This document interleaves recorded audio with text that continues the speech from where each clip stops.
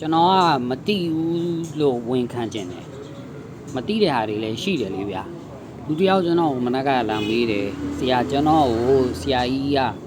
ရေးပေးထားတဲ့စာရွက်တရွက်ပျောက်သွားတယ်ပေါ့အဲ့ဒါအိမ်မှာမွေးတွေပါတွေတန့်ထွက်ပြေးအောင်လုပ်တဲ့စာရွက်ပေါ့နော်အဲ့ဒါဒူအားတစ်ခုခုပေါ့ဗျာ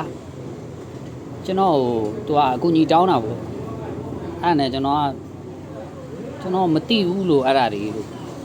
ဟိုအလာနဲ့အလာရဆူလ်ပြောတဲ့အဲမှာတွေလဲကျွန်တော်အဲ့ဒါတွေရှာမတွေ့ဘူးပြီးတော့သိပ္ပံပညာရှုထောင့်အရာလဲကျွန်တော်အဲ့ဒါတွေမသိဘူးလို့သိပ္ပံပညာရှုထောင့်မှာလဲအဲ့ဒါမျိုးတွေပေါ်ပြထားတာပဲကျွန်တော်မသိဘူးလို့ကျွန်တော်မတွေ့ရဘူးပေါ့ဗျာအဲ့တော့အဲ့ဒါနဲ့ပတ်သက်လာရင်ကျွန်တော်ဘာမှတကယ်ကိုမသိဘူးသူတို့ဘယ်ရတာလဲအဲ့ဒါအဲ့ပညာတွေကဘယ်လာတဲ့ဟာတွေလဲကျွန်တော်တော့မသိဘူးလို့အလာနဲ့အလာရဆူလ်ဘက်ကလာတာတော့မဟုတ်ဘူးဗျာလို့တနည်းအားဖြင့်ကုရ်အာန်နဲ့ဆွန်နာမှာအဲ့ဒါတွေကျွန်တော်တို့ရှာမတွေ့ဘူးသိပ္ပံပညာရမှာလည်းရှာမတွေ့ဘူးတခုခုတော့ရှိမှာဗျာဘယ်ကလာတာလဲအဲ့ဒါအောက်လန်းကလာတာလားဘေးလန်းကလာတာလားအပေါ်လန်းကလာတာလားဘယ်လန်းကလာတာလဲအဲ့ဒါနဲ့ပတ်သက်လာရင်တော့ကျွန်တော်မှ knowledge မရှိဘူးအဲ့ဒါလေးကိုကျွန်တော်ဝန်ခံတာ